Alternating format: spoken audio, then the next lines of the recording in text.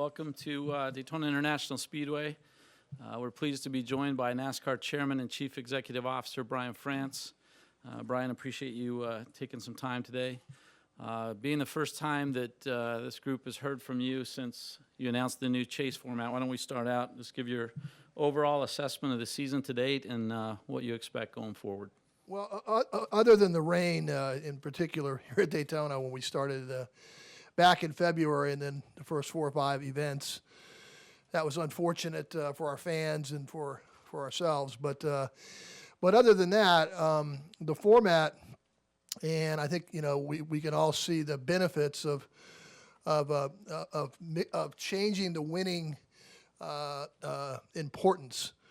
And it in fact has changed the racing on the track. There's no question about it. The drivers are telling us that they're taking different kind of chances. They're going for wins when they would have played it safe otherwise. And I think that's just going to get more intense as we close in on Richmond and we seed the field here. So we're very pleased with it. And we made, of course, a couple of changes to the what we call the rules packages that the teams compete with.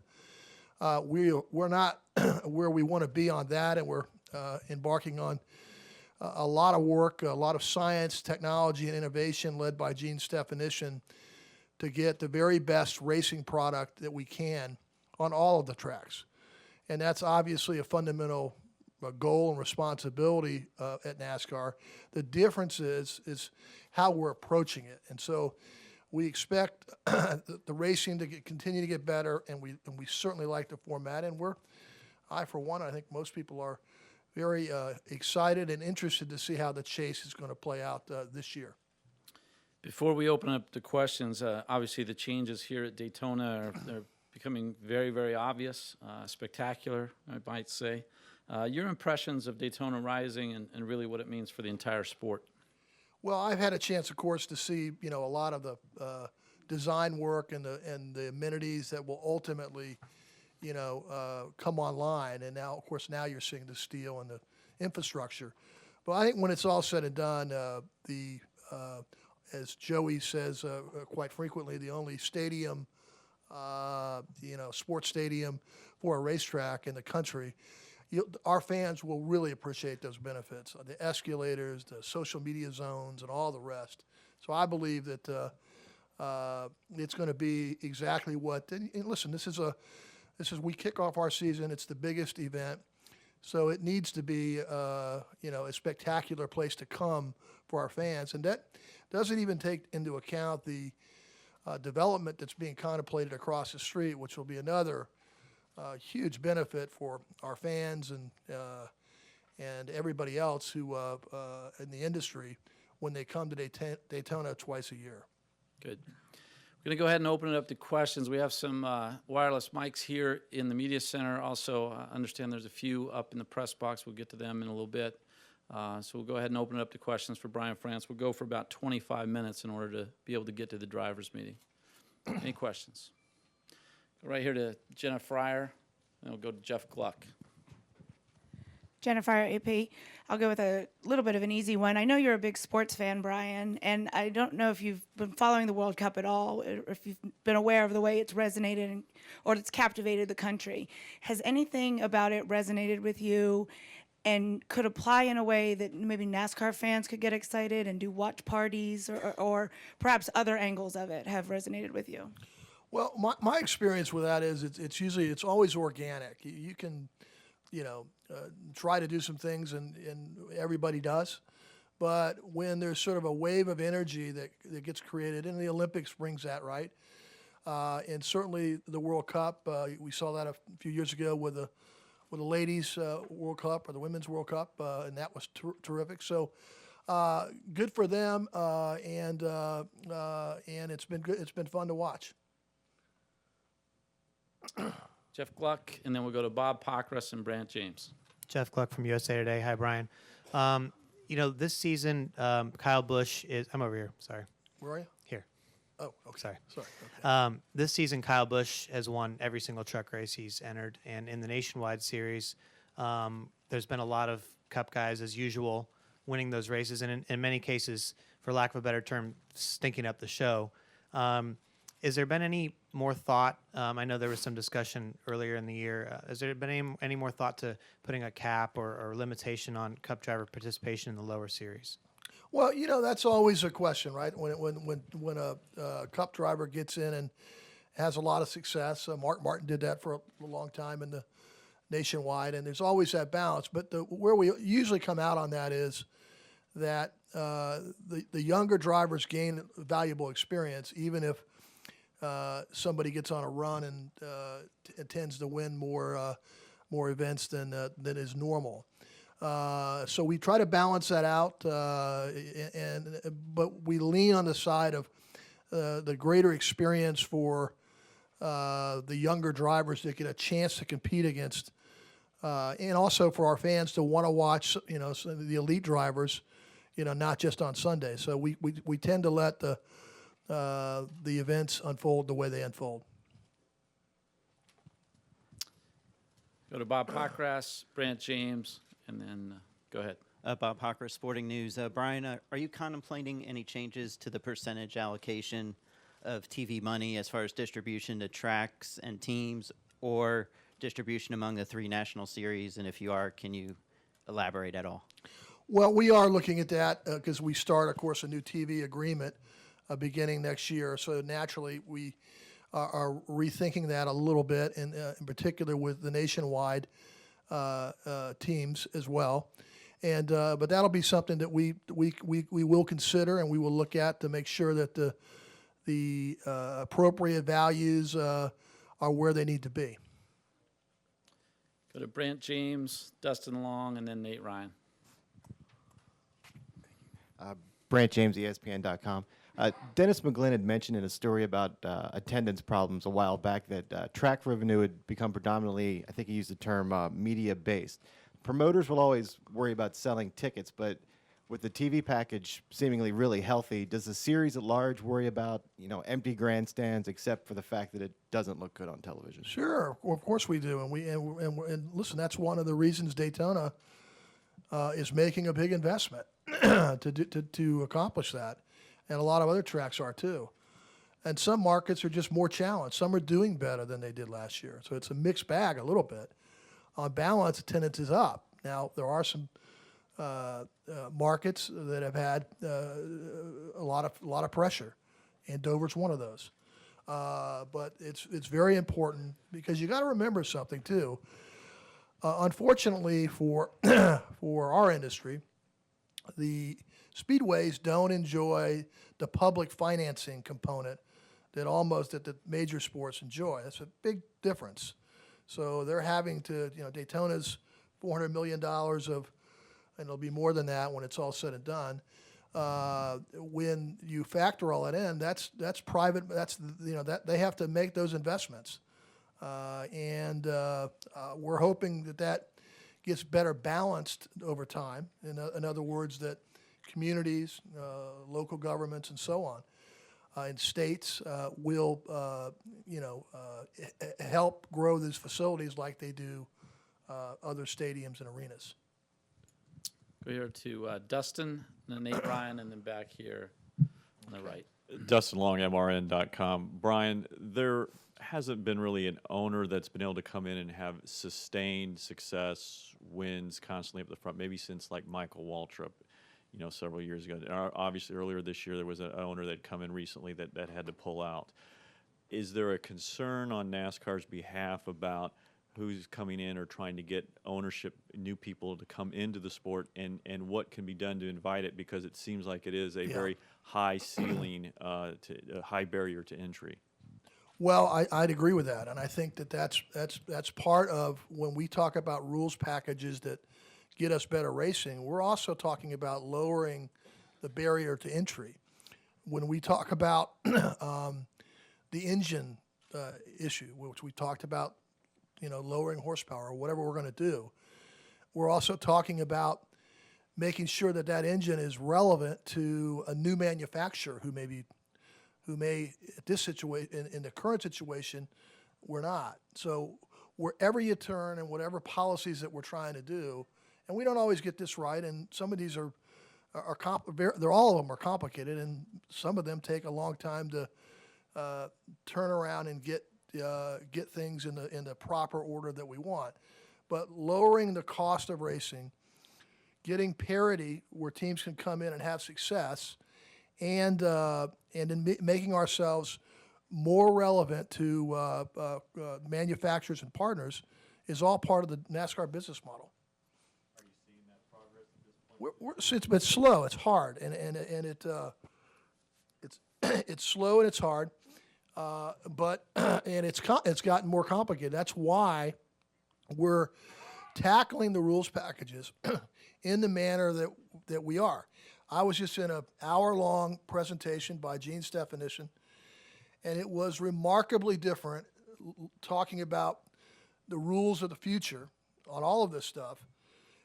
It was all science, all what really costs what really can work and give us the best outcomes in terms of, giving more drivers an opportunity to race hard, compete well, all those things that we're chasing and striving to all the time. There was no armchair discussion or a hunch that this might be a good direction for us to go. It's very, very analytical, and that's exactly why we brought him in, and that's exactly why we're resourcing whatever he needs to be successful, and we're gonna make a lot of progress as fast as we can. Go back to Jerry, and then back to Jenna Fryer, and then Nate Ryan. Jerry Jordan, Kicking the Tires. Recently, there's talk about changing the fan experience with regards to the souvenir row. Is there an inherent danger of changing that dynamic at this point or moving forward? How would you do that? Well, we are looking at that, and that's one of the benefits we have is with the licensing trust that got formed a couple years ago. It allows us to look at that more carefully, and we really want to, merchandise, have higher quality merchandise available in more places, and make it more convenient for our fans. And just how that gets done, the tracks and the teams and everybody else will come together and figure that out. But we do think there's probably some newer, better ways that we can merchandise to our fans.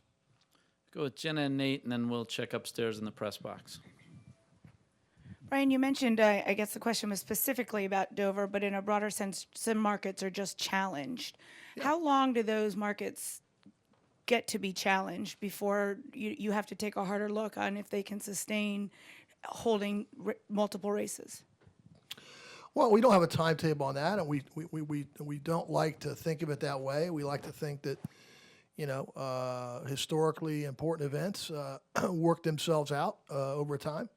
And, and some of that is on us too. I mean, we've got to, constantly figure out how to make, our racing tighter, better. I mean, that's why we're doing, why I've spent so much time today telling you that we are zeroed in on that. And so, and I think that's, we don't put a timeline on that. We're working with our track operators, the ones that have more challenges than others, and we'll just have to work through it and try to get a good outcome. Nate Ryan. Straight ahead, Brian. Nate Ryan, USA Today Sports. You mentioned the business model of NASCAR, and we've seen in the last couple of weeks there have been some promotions, and there's also been news of like some restructuring and a little bit of shedding of employees. We know that financially NASCAR is well positioned with the TV contracts. So could you shed any light on what's going on there? Is there a shift in like where the IAP is going, or just why the recent kind of reorganization in NASCAR? No, it's always difficult when you change things around and you combine some things, departments, or you change direction a little bit, and that's kind of where we are with what happened recently. But we're on a nice steady ground, and we're sponsorship is coming back for us, thankfully. That was obviously hard hit in the recession, so there's the business is sound, and we're going forward. Let's go up to the press box. Any questions from the press box? Godwin Kelly, Daytona Beach News Journal. Brian, can you talk about Daytona Rising just a little bit more? Did you have any input into the structure here? And are they keeping you advised on how it's progressing? Yeah, of course, and I'm obviously on the board of ISC, and it interests me what they're, in certain projects that they do. They don't, I don't go through every one of them, but this one I have, and I've seen the outside experts that they brought in to execute the plan. And they're some of the country's best architects and engineers. I've done stadiums all over the country, so I think they've kept me up to speed, and I'm really excited about it. Usually I have a lot of comments to make when I get through with a presentation, and I didn't have a lot because they really had thought about every little detail, and I'm sure that there'll be something that they miss, but they're very thorough, and it's a great project. And a follow-up to that, once this Daytona Rising project is complete, can you look to other promoters and track operators and go, okay, this is what your track needs to look like, 5 years from now, 10 years from now? Well, I think every track has to have its own identity, and it has to do what it thinks is important in the marketplace that they compete in. And now, I think will it be something that other tracks want to emulate? I think it will. I think like any good idea that works, assuming that it works, and it creates more interest, gives the race fan the most important thing, a better experience, so they want to come back more often for more events. Then I'm certain that other tracks will want to look at that business plan. Any more from the press box? No questions. All right, let's come down here to Chris Knight. We'll go to Jim Noble and then back to Jerry.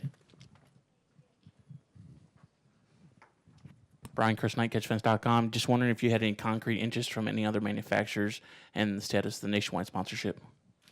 There is interest. Always a manufacturer or two taking a look at us simply because we're the largest form of motorsports in North America, and this is a big car market. So nothing certainly imminent there. And on the nationwide sponsor, very good interest. And I think in the coming weeks, we'll be getting to the end of that process, and we will be in very good shape when the dust settles there. Jim here, and then right back here, and then back to Bob Pockrass. Jim Noble with ESPN and SiriusXM. Now that we're guaranteed to have a championship race in the last race of the season, the Cup Series, with a new format, how much thought has there been given, Brian, to moving that race around, making it more of a Super Bowl type thing? Or does the deal between Ford and Homestead Miami Speedway kind of preclude that for maybe the next 5 or 10 years? Well, I know when you talk to the Ford people and you talk to people at ISC at Homestead, they want to do whatever makes sense for that sponsorship. So that while yes, it's obviously for the finale down in Homestead, they are they're partners with us in every event. So there's nothing to preclude a change or a directional change down the road. But historically, we've liked the fact that to do it in South Florida, the weather is great that time of year, obviously. It's a good market for us. And the track, and this is an important thing, is by any definition the best mile-and-a-half track that the drivers believe that they have that they can really race hard and compete hard. And that matters too, right? That's a very important thing. So when you factor all those things in, we're going to be in Homestead for the foreseeable future. Go to Dwight, and then back to Bob, and then we'll probably have time for one or two more. Dwight Dorm, racetake.com. Could you come and take the fans through the process that you and NASCAR went through, the chase changes, going to 16 and then changing that last 10? That must have been quite a process to find something that worked. It always is. The best way to say it is we weren't pleased with the direction of drivers, and it was understandable, by the way, so it wasn't anything that anybody did wrong. But we were creating a formula for points racing, period. And that wasn't good in qualifying for the chase, and it wasn't good when we got to the chase. So we wanted to change that, and we also wanted to fix a couple things. One of them was that we didn't want to have a bad race or two take somebody out, early on in the chase, which has happened every year. So you're never out until the transfer race comes and you get a win and you're back in. So we wanted a format that accomplished all those goals, and most importantly, got the drivers to take chances, race harder because they can. They don't have to worry about a per se mistake or something like that. And we saw too many times down the stretch where there was a chance to go for a win, but understandably, in the old format, no need to risk that if you're comfortably in the chase or if you're on the bubble. Even more important not to risk that. And we thought it was important to get racing changed around a little bit back to back to a different era. And we're really pleased that you're always worried about unintended consequences more than you are, is it going to achieve the goals? It's going to achieve the goals, but what else did we miss that, might be a negative, and we haven't found that yet, thankfully. All right, last four. We'll go with Bob, and Mark Long, Jeff Gluck, and finish up here with Dustin. Bob Pockris, Sporting News. Chris Myers from Fox tweeted earlier today speculating that maybe Darlington might be moved to the second race of the year. Curious is that something that you are looking at, and how much changes do you expect in the 2015 schedule? Well, it's a unique time because we're starting with a new television partner coming obviously next year. There's been some weather issues, as you well know, in the last several years at Bristol, as an example, and then some other things that we would naturally look at as we go along in the schedule. And now that the chase format is changed, there's additional interest to move from one place to another. So there'll be a robust discussion that will be, for those reasons, a more comprehensive look at what the best schedule will look like. I don't have any of the details today. We'll be releasing that in September, but it's fair to say that there's a robust discussion within the stakeholders to come up with, the best schedule that we can for 2015 and beyond. Mark? Yeah, Mark Long with AP.